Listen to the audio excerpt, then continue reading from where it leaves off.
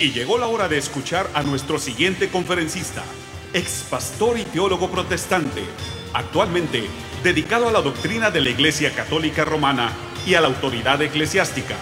Recibamos con un fuerte aplauso al doctor Fernando y a Lisette Casanova.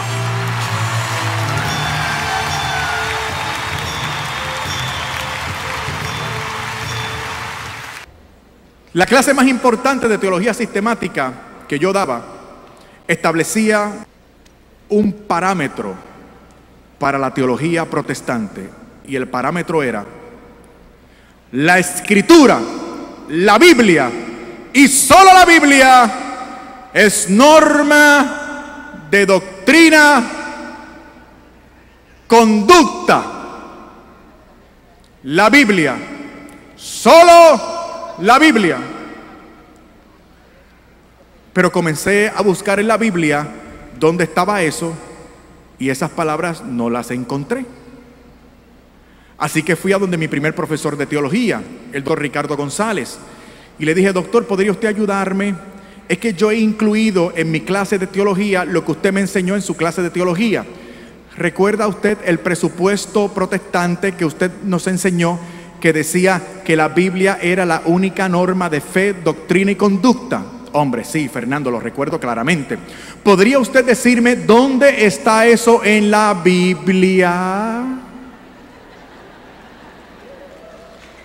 Y él me respondió: Fernando, yo nunca dije que eso estuviera en la Biblia.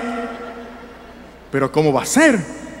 El presupuesto protestante más importante, del cual deriva toda nuestra doctrina, nuestra fe y nuestras acusaciones a la Iglesia Católica, resulta que no es bíblico.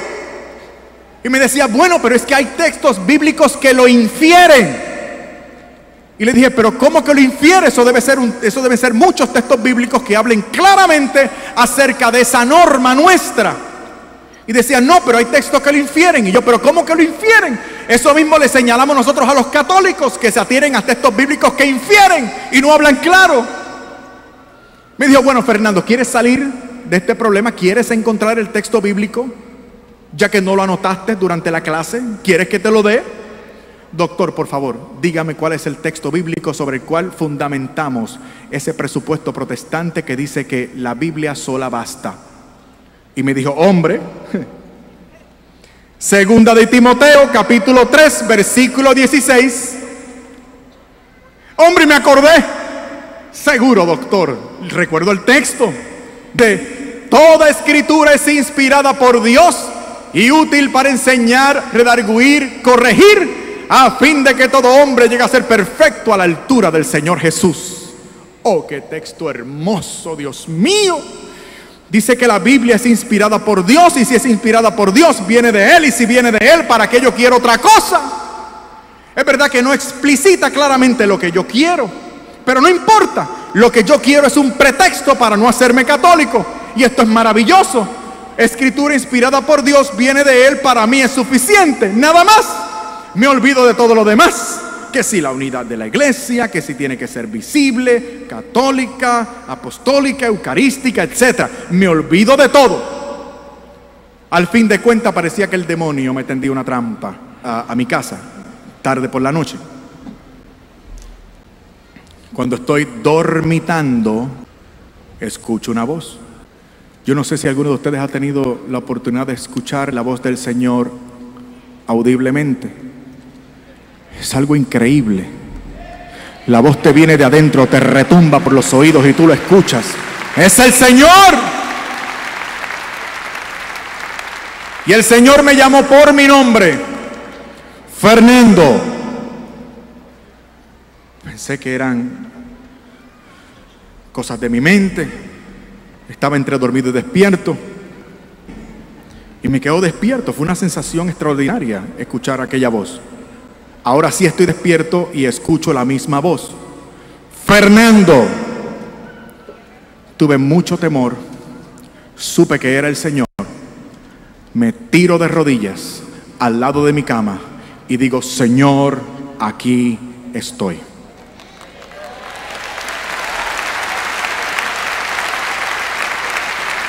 el Señor me llama la atención y me dice: ¿y dices tú ser teólogo? Yo estaba temeroso y por si acaso le dije: Señor, tú lo sabes. Y el Señor me recriminó audiblemente: pues no seas irresponsable, profundiza en el texto. Supe que el Señor me hablaba de 2 de Timoteo capítulo 3 versículo 16, el texto bíblico que había esgrimido a mi favor para no hacerme católico, aquel que decía que la escritura era inspirada por Dios y yo había deducido que por lo tanto era suficiente. El Señor vuelve y me dice: profundiza en el texto. El jefe había dado una orden. Al otro día, otra vez, al seminario, a la biblioteca, mucho estudio, mucha Biblia y mucha oración. ¿Saben ustedes lo que descubrí estudiando aquel pasaje bíblico? Miren lo que descubrí, voy a resumir y después explico en detalle.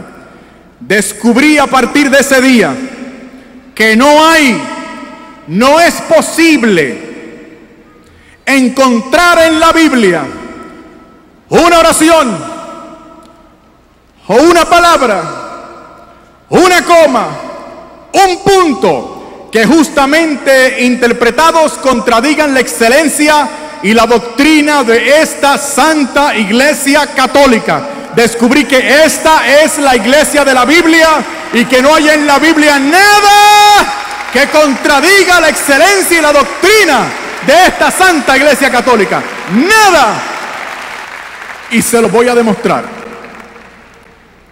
Porque de hecho, algunos de ustedes les han arguido con ese texto. ¿A qué se refería el apóstol San Pablo con toda escritura es inspirada por Dios? ¿Saben a qué se refería? Esto provocó otra crisis en mí, porque estudiando me di cuenta que el apóstol no se refería al Antiguo Testamento. Sí, es un problema, porque el apóstol no habla del Nuevo Testamento como escritura inspirada, porque el Nuevo Testamento no existía aún.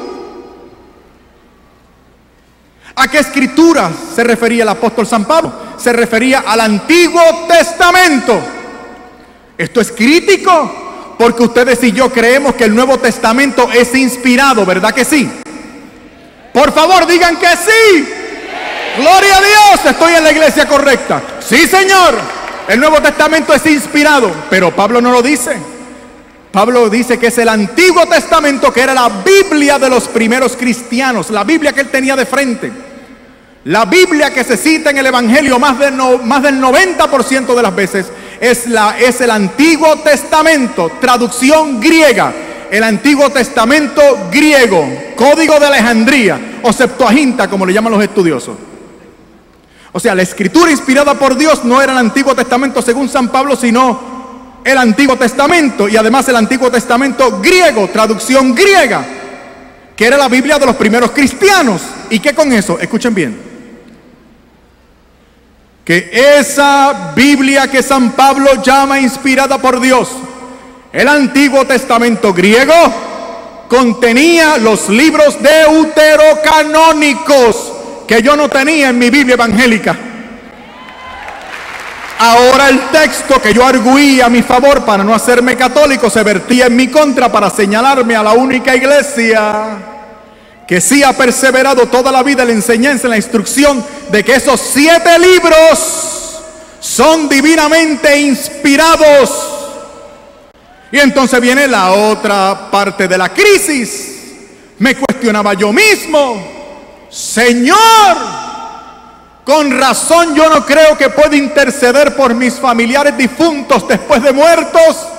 Si lo hemos sacado de la Biblia, estaba en 2 de Macabeos capítulo 2 versículo 46. Con razón yo no creo que pueda gozar del favor de los santos y los ángeles del cielo a mi favor. Si lo hemos sacado de la Biblia, estaba en Tobías 12:12. Además de 2 de Macabeos capítulo 15, Jeremías capítulo 15 versículo 1, Apocalipsis capítulo 5 versículo 8 y capítulo 8 versículos 3 y 4. Señoras y señores, esta es la iglesia de la Biblia.